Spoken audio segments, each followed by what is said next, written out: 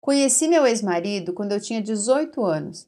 Ele era amigo dos meus irmãos e frequentava a casa dos meus pais.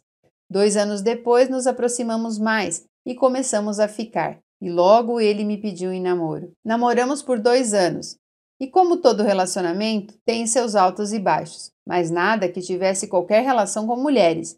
Eu pegava muito no pé dele, pois ele não queria saber de estudar e nem tinha terminado o ensino médio. Após esse período de 2 anos, consegui o dinheiro da rescisão do trabalho na escolinha onde eu era professora e comprei um sobrado. Sempre fui uma mulher batalhadora, gosto de ter as minhas coisas e achava que o tempo na casa dos meus pais já tinha se esgotado e eu queria o meu canto. Aos poucos fui comprando meus móveis e logo o namorado foi se achegando e virou marido. Juntamos as escovas de dentes sem ao menos perceber. Muita gente me dizia, inclusive meu professor, pois eu fazia um cursinho na época, que não era apropriado casar tão nova, e sendo ele também o primeiro namorado e homem da minha vida, diziam que eu deveria curtir um pouco mais, quem dera eu tivesse dado ouvidos, mas eu estava cega de amor. A vida de casados por um período era relativamente boa. Ele era atencioso, saíamos bastante, sempre companheiro, nos entendíamos muito bem no sexo. O que regia nossas brigas era o fato dos estudos e trabalho. Ele não parava em emprego nenhum de carteira assinada. Queria viver em cima de uma moto entregando pizza, entre outras coisas. Não tenho nada contra a profissão, jamais. Porém, eu queria mais para nós. Precisávamos de uma casa maior e uma segurança financeira, que essa profissão não trazia, sem contar o fato de que eu morria de medo de ele se acidentar. No final de cada mês, ele recebia apenas o que dava para nos manter e mais nada que pudesse garantir uma reserva para o futuro. Isso tudo era apenas de chateação da minha parte, porque na real ele não queria nada com nada. Sempre me enrolava e prometia ficar no novo emprego, e por 2 vezes até fez matrícula no supletivo, mas foi uma semana só e desistiu.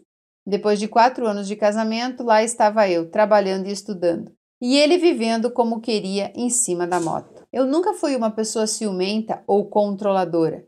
Nós tínhamos gostos musicais bem diferentes. Ele gosta de bailão, narguile e eu mais reservada. Curto um bom sertanejo, algo mais leve. Para ser mais exata, eu odeio funk. Então, quando ele pedia para ir a alguma festa, eu sempre deixava, porque eu confiava e nunca tive motivos para o contrário. Uma vez conversamos e combinamos que se algo não tivesse legal ou se nos apaixonássemos por outras pessoas, terminaríamos antes de qualquer traição, seríamos verdadeiros. Então, confiei. O tempo foi passando e as coisas começaram a mudar. O pai dele deu um carro para ele trabalhar de Uber e logo ele não parava em casa. A desculpa era o serviço. Final de semana nas rodas de amigos com aqueles tipos de pessoas que não querem nada com a vida, sem objetivo. Hoje reconheço que eram iguais a ele. Em meio às desavenças em casa, porque ele queria viver na farra e eu não podia acompanhar porque não gostava, ele deixou de ir a cinema, motel, barzinho, restaurante, fazer social na casa de amigos, coisas que casais fazem, e no mais, tinha minhas obrigações com a faculdade. Em pouco tempo, meu sogro tomou o carro de volta. E lá vai eu, como das outras vezes, tentar encontrar um emprego decente para ele. Consegui. Começou a trabalhar. Vendeu a moto sem eu saber, dizendo que iria comprar uma mais nova. Comeu todo o dinheiro. Não parava em casa nos finais de semana? Sim, começou a dormir fora. Rolava dias bebendo e só chegava bêbado em casa. Foram 2 anos tentando levar a situação. As dívidas ficaram todas nas minhas costas, porque ele faltava no trabalho.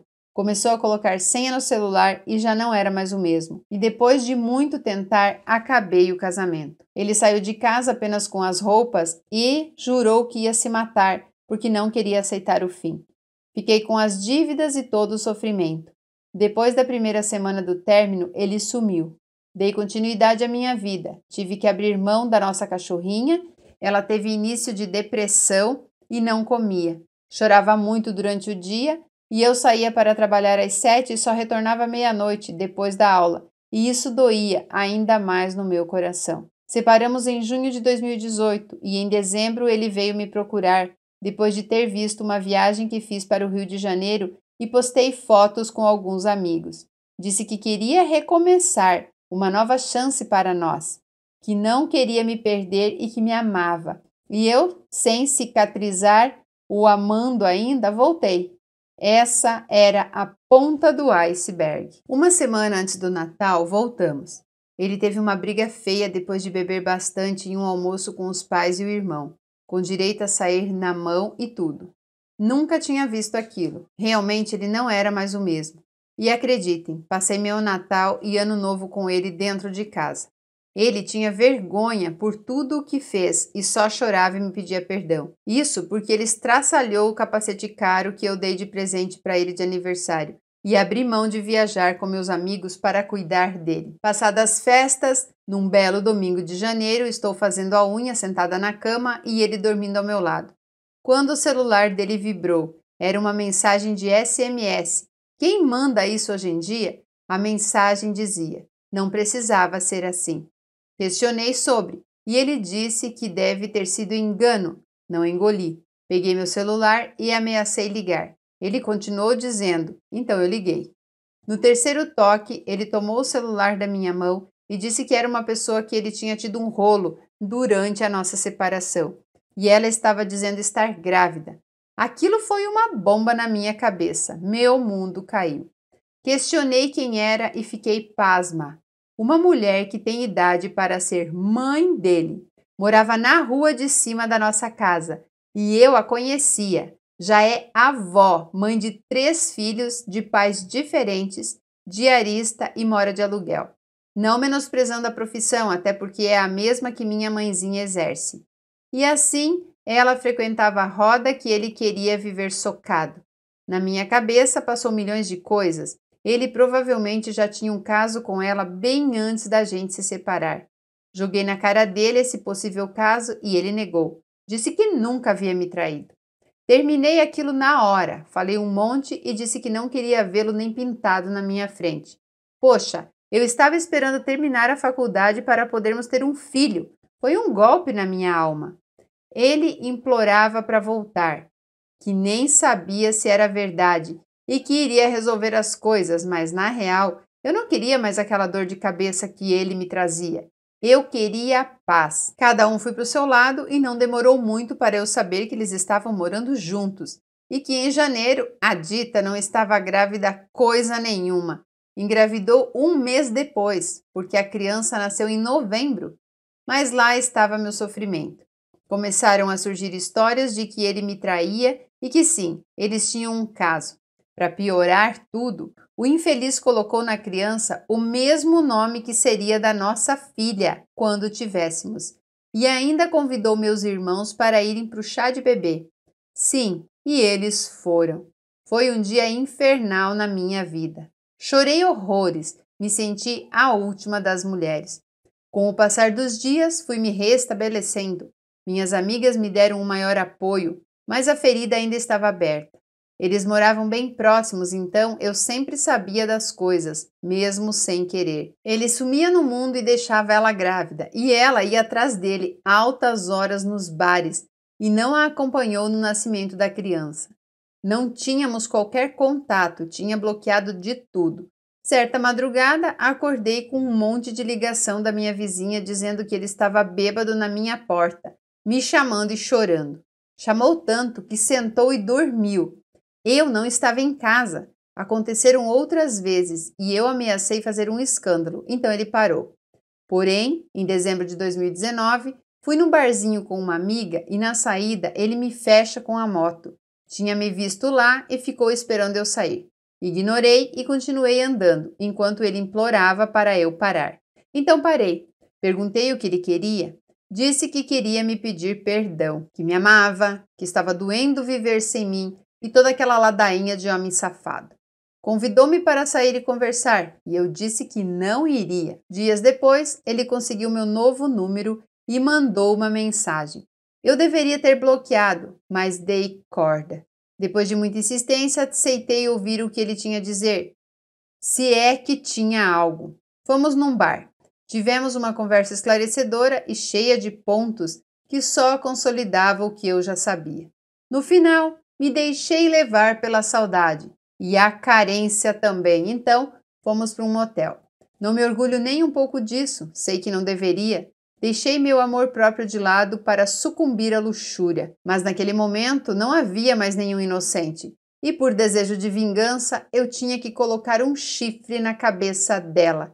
Que idiota que fui. Mas quem nunca, né?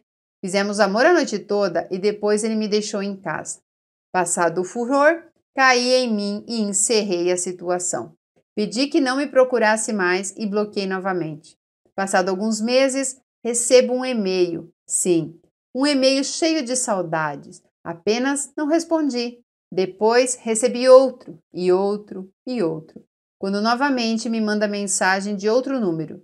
Disse a ele que não seria amante dele, e ele dizendo que queria se separar, que queria nossa vida de volta, mas as ações não mostravam nada de diferente. E eu acredito não estar disposta a levar esta carga de filho de amante, chifres, desaforos, entre outras situações.